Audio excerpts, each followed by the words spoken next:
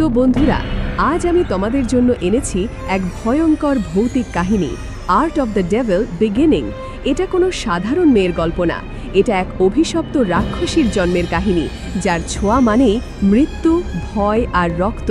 তাই চোখ রেখো শেষ পর্যন্ত, কারণ আজকের ভিডিও তোমার ঘুম কেড়ে নিতে পারে। গল্পের শুরু, শয়তানের আগমন। এক ভয়াবহ দিন, হঠাৎ করে আকাশ ভরে যায় কালো পাখির ঝাঁকে। পাখিরা গর্জে ওঠে আর পুরো গ্রাম কেঁপে ওঠে অজানা আতঙ্কে। লোকজন বলে ওঠে, এই নিদর্শন ভালো কিছু নয়। ঠিক সেই মুহূর্তে গ্রামের এক কোণে জঙ্গলের গভীরে এক কুঁড়ে ঘরে নাওয়াল নামের এক গর্ভবতী নারী প্রসব যন্ত্রণায় ছটফট করছিলেন। সাথে ছিলেন এক বৃদ্ধা দাইমা, যিনি শিশুটির জন্মের জন্য সাহায্য করছিলেন। কিন্তু জন্মের মুহূর্তেই ঘটে এক ভয়ঙ্কর অস্বাভাবিকতা।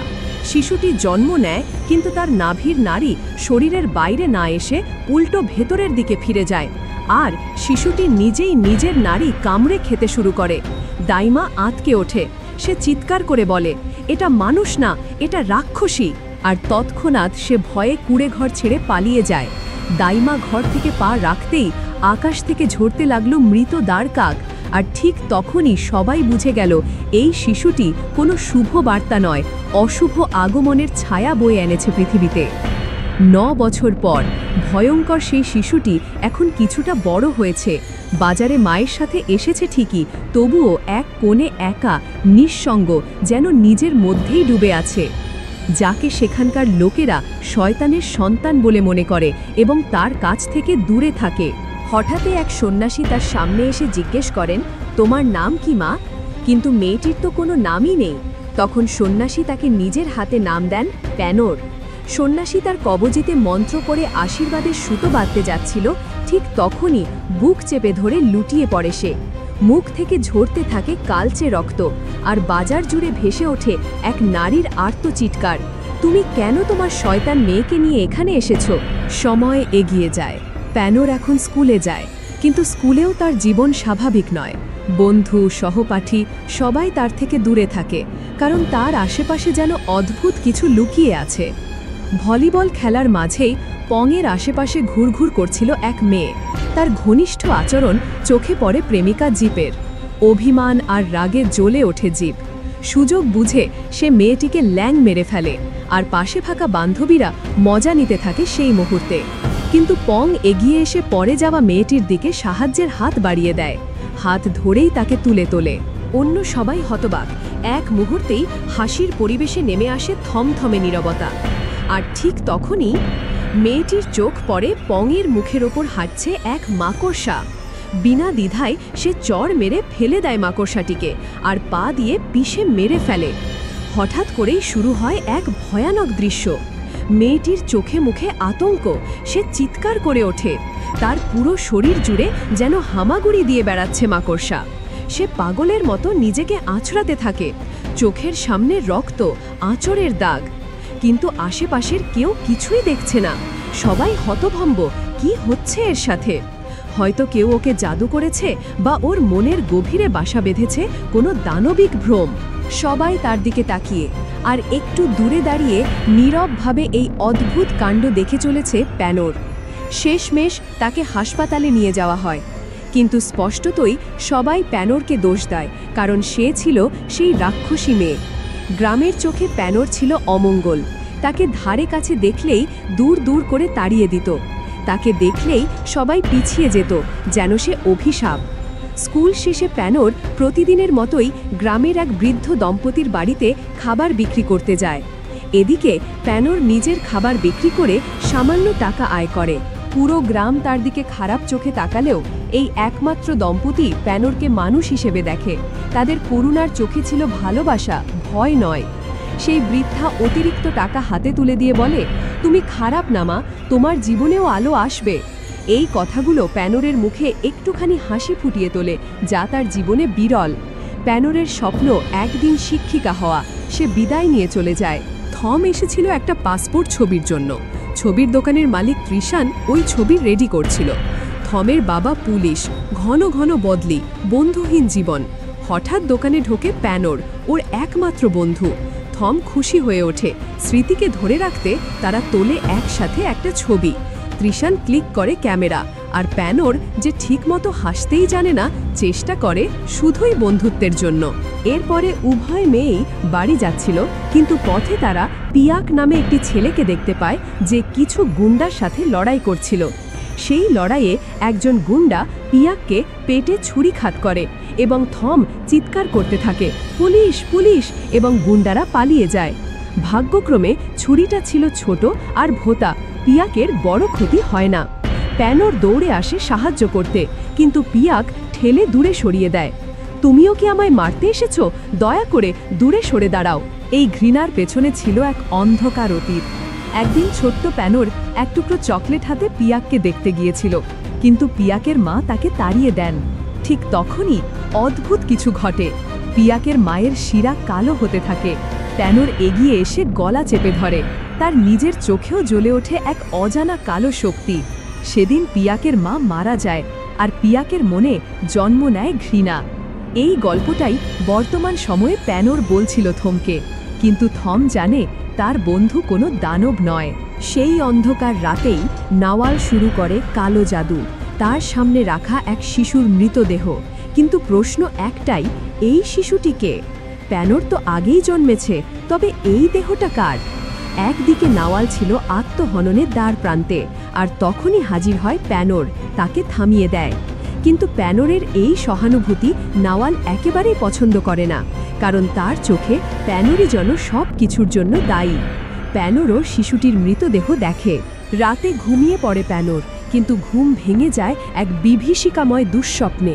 সে দেখতে পায় এক জঙ্গল ঘেরা অন্ধকার মঞ্চ, চারপাশে লোকজন, আর কেন্দ্রে চলছে এক ভয়ঙ্কর আচার অনুষ্ঠান। সেখানে বসে থাকা এক মহিলার পিঠে ছুরি দিয়ে লেখা হচ্ছে কালো মন্ত্র, আর সে নারী আর কেউ নয়, প্যানোরের নিজের মা নাওয়াল। ঠিক তখনই স্বপ্নে প্যানোর নিজের গর্ভে এক শিশুর অস্তিত্ব অনুভব করে। চিৎকার করে ঘুম ভেঙে যায় তার। সে বুঝে ওঠে না এটা শুধুই স্বপ্ন নাকি ভবিষ্যতের এক অশুভ সতর্ক বার্তা। পরদিন সকালে থমের সাথে দেখা করতে যায় প্যানোর, কিন্তু চারপাশে ছড়িয়ে পড়ে এক দুঃসংবাদ। নদীতে ডুবে এক পুরুষের মৃত্যু হয়েছে।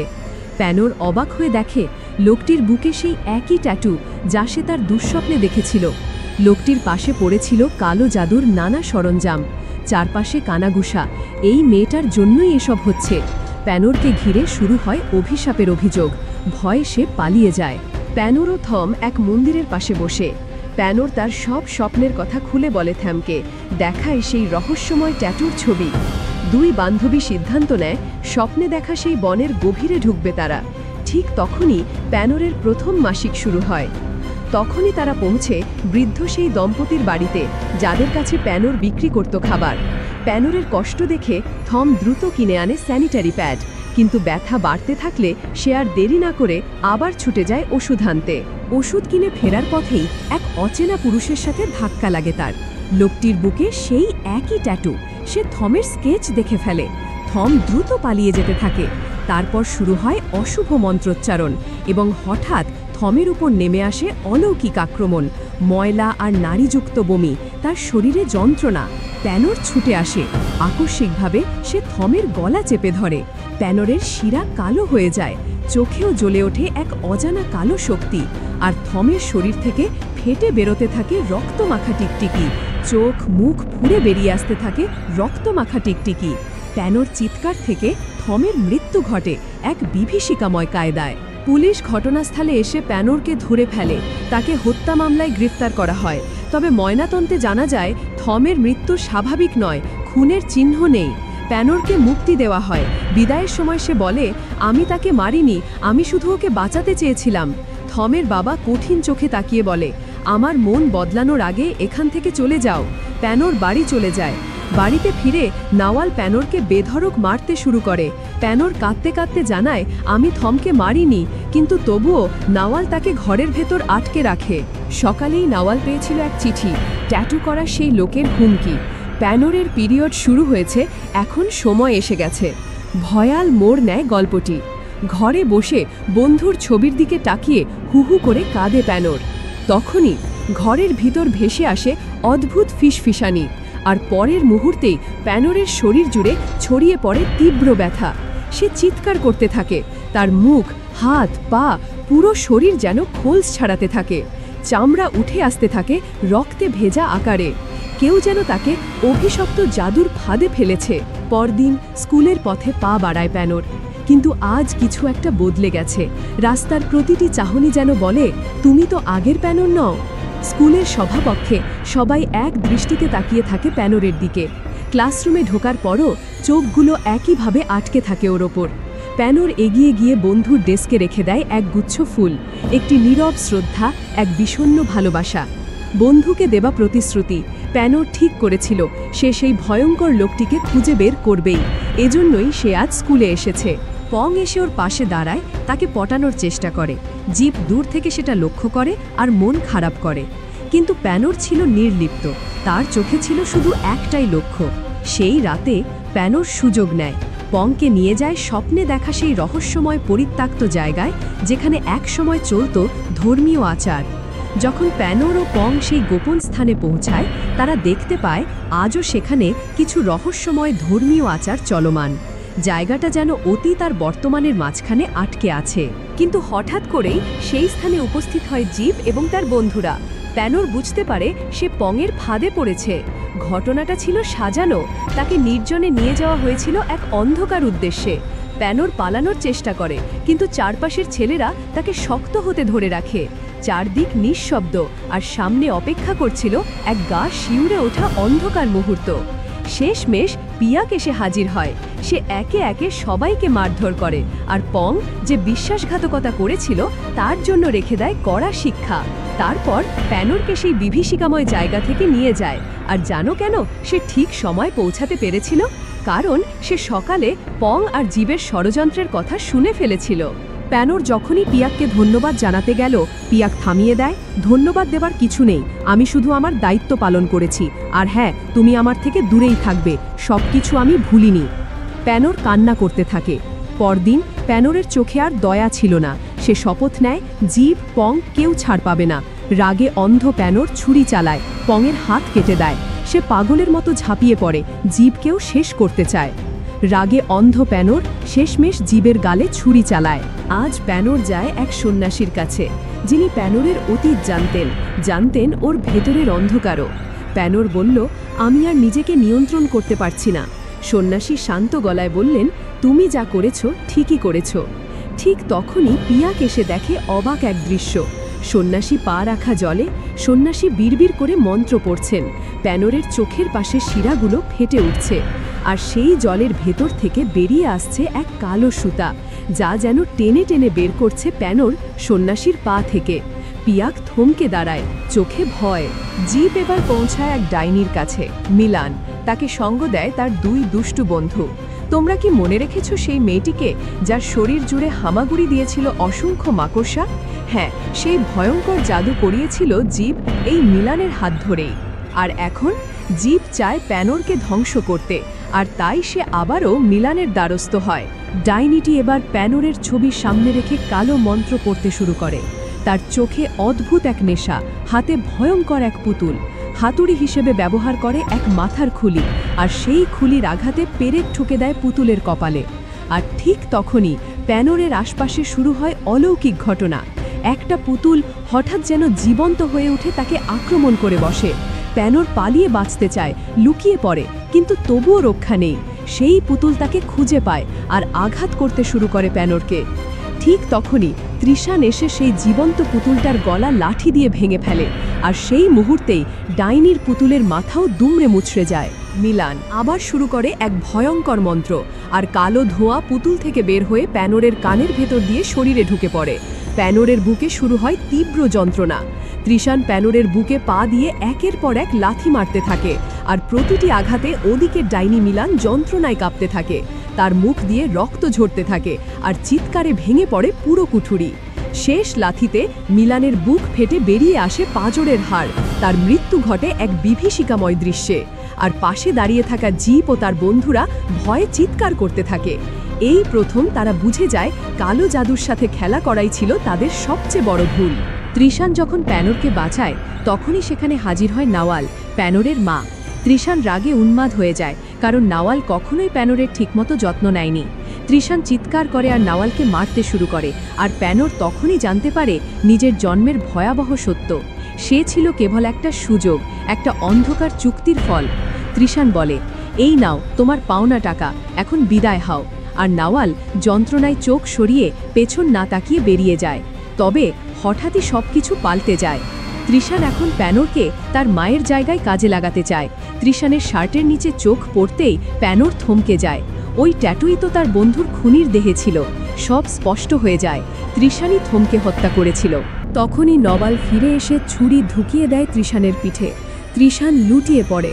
মা মেয়ে তখন একে অপরকে ধরে দ্রুত পালাতে থাকে। তারা উঠে পড়ে একটি ছোট নৌকায়। তার মা দ্রুত নৌকা চালাতে থাকে, এখান থেকে যত দ্রুত দূরে সরে যাওয়া যায়। আর ঠিক তখনই হাজার হাজার দ্বারকাক ঘিরে ফেলে তাদের নৌকা। আকাশ ঢেকে গিয়েছিল শত শত দ্বারকাকে। দ্বারকাকগুলো হঠাৎ ঝাঁপিয়ে পড়ে নাওয়ালের উপর।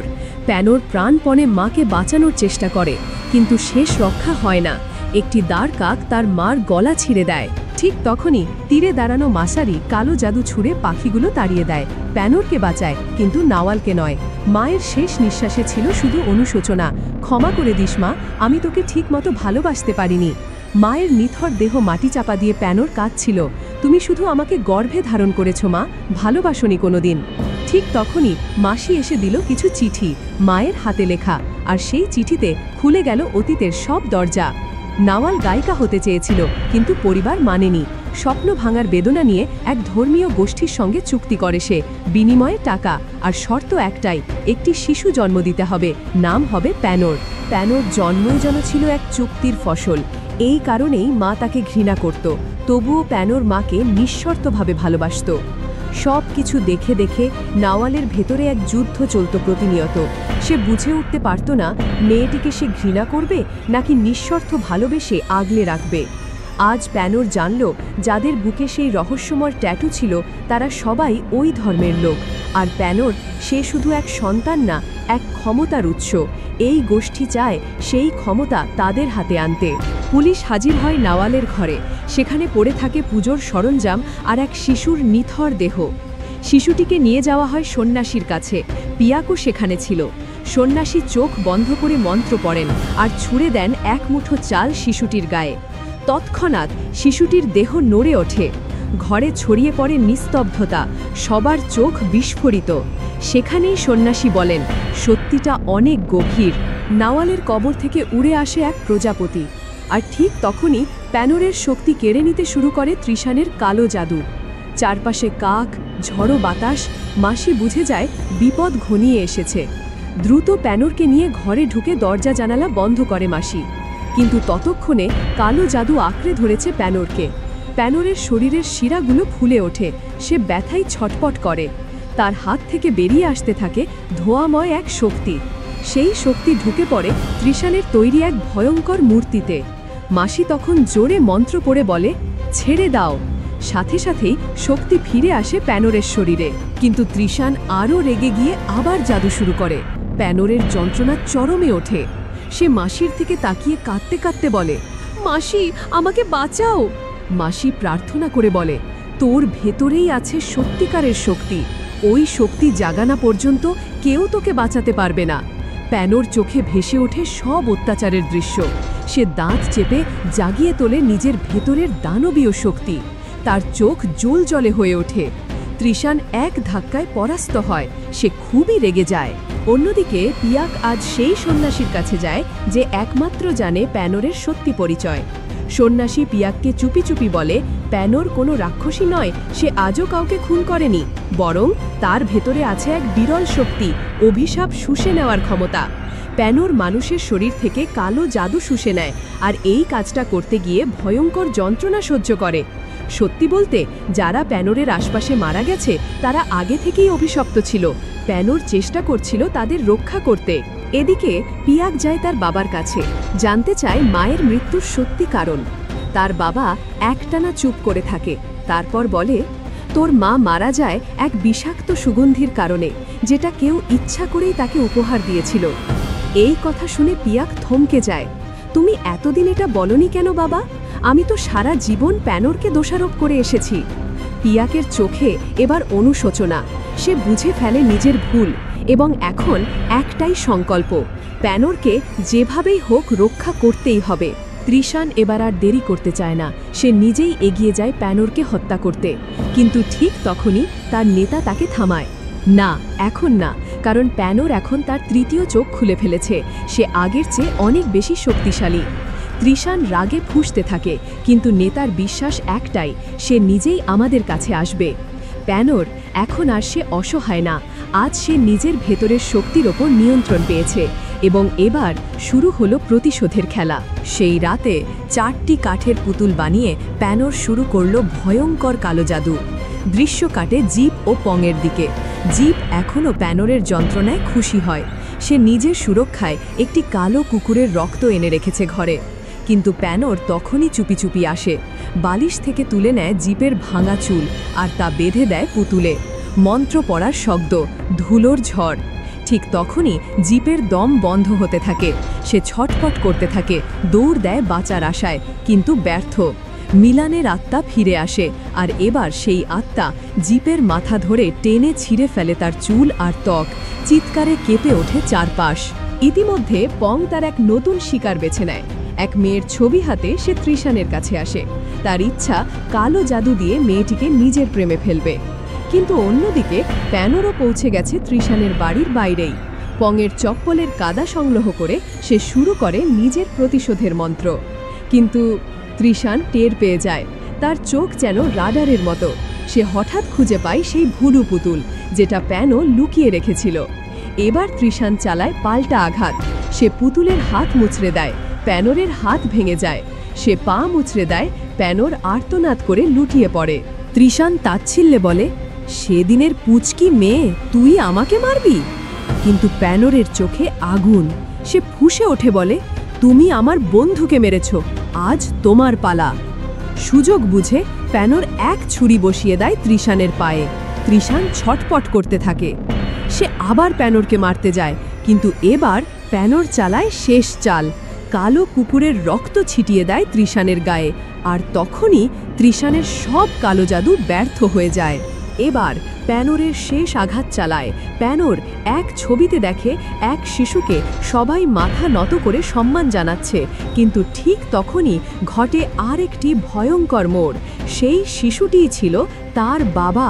প্যানোরের ভেতরে জমে থাকা আগুন ফেটে পড়ে। সে আর কিচ্ছু শুনতে চায় না। তৃষানকে লাঠির পর লাঠি প্যানোর তাকে থামিয়ে দেয় চিরতরে। থানায় হুড়ুহুড়ি, আমার ছেলে নিখোঁজ, আমার মেয়েও ঘরে ফেরেনি। সার্জেন্ট স্তব্ধ। একই দিনে এতজন গায়েব, এটা নিছক কাকতালীয় নাকি শুরু হচ্ছে অন্য এক দুঃস্বপ্ন? প্যানোর এখন প্রতিশোধের আগুনে জ্বলছে। জিপ আর পং দুজনকেই চেয়ারে বেঁধে রেখেছে সে। পং চিৎকার করে ক্ষমা চাইছে, কিন্তু প্যানোর তার হাতে তুলে নেয় প্লায়ার্স। একটা একটা করে আঙুল ভেঙে দেয়। পংয়ের চিৎকার আকাশ কাঁপায়।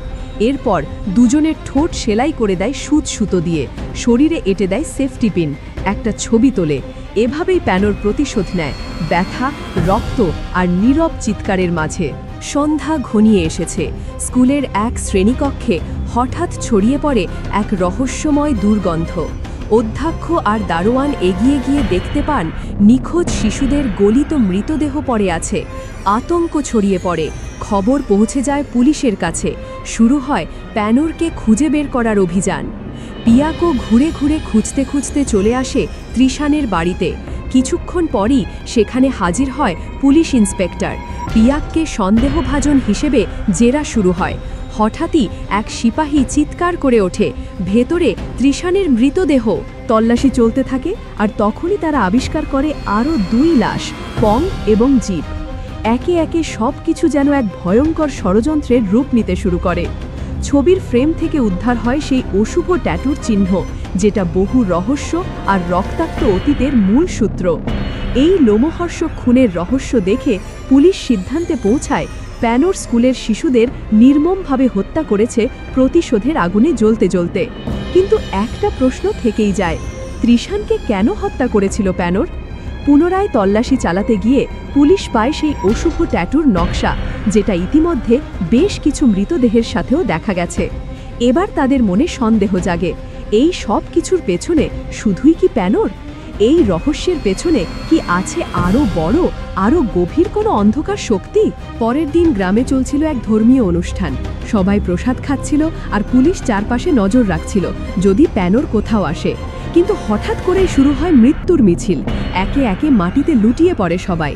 আসলে প্যানোর ত্রিশানের বুক থেকে খুলে আনা সেই অভিশপ্ত ট্যাটু চামড়া খাবারের সাথে মিশিয়ে দিয়েছিল, আর কালো জাদুর বিষে ধ্বংস হয়ে যেতে থাকে পুরো গ্রাম। সবার সামনে এসে দাঁড়ায় প্যানোর। চারপাশে কাতরানো মানুষের আর্তনাদ শুনে পিয়াককে বলে, এই গ্রামের প্রতিটি মুখ ত্রিশানের ঘরে ছবির ফ্রেমে টাঙানো ছিল। আমার দুর্ভাগ্যের নেপথ্যে তোমরাই আছো, কাউকে ছাড়ব না। ঠিক তখনই স্কুলের অধ্যক্ষ কালো জাদুর প্রভাব থেকে সবাইকে রক্ষা করে। সেও সেই ভয়ঙ্কর সম্প্রদায়ের একজন।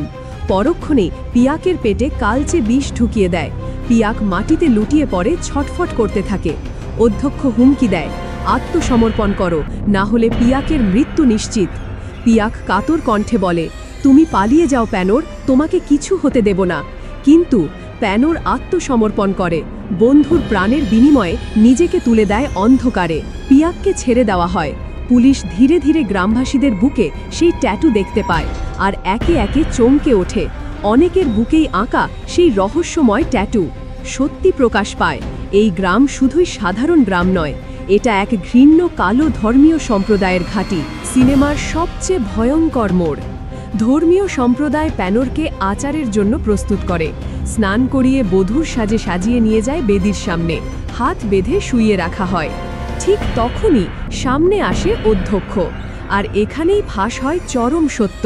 প্যানোরের জন্ম শুধু এক মার কোলে নয়, বরং এক শয়তানি পরিকল্পনার ফল। অধ্যক্ষ অর্থাৎ তার নিজের বাবা চেয়েছিল কালো জাদুর ক্ষমতা চিরকাল ধরে রাখতে, আর সেজন্যই এক ভয়ঙ্কর শিশুর আত্মা গর্ভে ঢুকিয়েছিল নাওয়ালের। কিন্তু সেই অভিশপ্ত শক্তি জন্মেই শুষে নেয় প্যানোর। অপর শিশুটি মরে যায় আর সমস্ত ক্ষমতা বাসা বাঁধে প্যানোরের দেহে। এখন সেই বাবা নিজের মেয়ের সাথেই সম্পর্ক করে আবারও জন্ম দিতে চায় আরেক অভিশপ্ত শিশুকে, যার মধ্যে থাকবে শয়তানের উত্তরাধিকার। অন্যদিকে মাসারিও সন্ন্যাসী পিয়াককে সঙ্গে করে আনে, যে তখনও কালো জাদুর প্রভাবে ছটপট করছিল। পিয়াককে বাঁচাতে মাসারি এক ভয়ঙ্কর সিদ্ধান্ত নেয়। অভিশপ্ত শিশুটির শুকনো চামড়া থেকে তৈরি করে মন্ত্রযুক্ত এক ওষুধ। এই শিশুই ছিল পুরো কাল্টের মূল, এবং এই চামড়াই ছিল শেষ ভরসা। পিয়াক সেই ওষুধ পান করে, আর সাথে সাথেই কালো জাদুর শৃঙ্খল ভেঙে বেরিয়ে আসে। সে আবার উঠে দাঁড়ায় আর ছুটে যায় জঙ্গলের দিকে প্যানোরকে বাঁচাতে।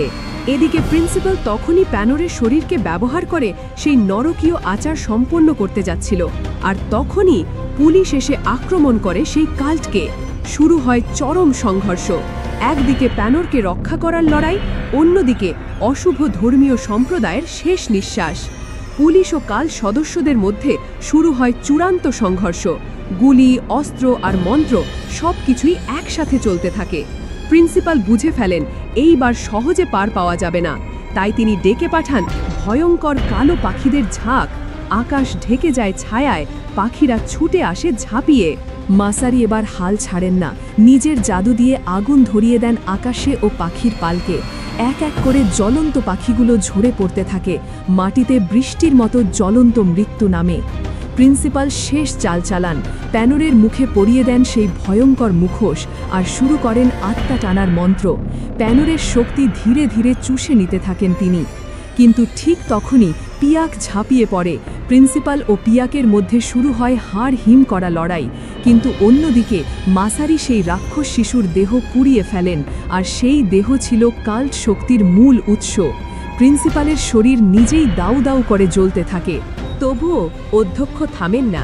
শরীরের আগুন নিভে যায়, এক মন্ত্রে মাসারির ওপর আঘাত করেন আর পিয়াককে ধরেন, হুমকি দেন, প্যানোর ওই মুখোশ না পড়লে পিয়াক মরবে। প্যানোর প্রস্তুত হয় মুখোশ পরার জন্য, কিন্তু ঠিক তখনই একটি লম্বা বাঁশের লাঠি তুলে নেয় প্যানোর আর ঝাঁপিয়ে পড়ে। সেই লাঠি একসাথে ভেদ করে দেয় অধ্যক্ষ ও পিয়াকের শরীর। পিয়াক কষ্টে লুটিয়ে পড়ে, আর প্যানোর ছুটে যায় প্রিন্সিপালের দিকে। ছুরি দিয়ে কেটে ফেলে প্রফেসরের পেট, আর শেষমেশ তার হৃদয় টেনে বের করে নিজেই তা খেয়ে ফেলে। সেই সাথে অধ্যক্ষের সমস্ত কালো শক্তি চলে আসে প্যানোরের দেহে এবং সেই মুহূর্তে প্যানোর হয়ে ওঠে রাক্ষসদের রানী।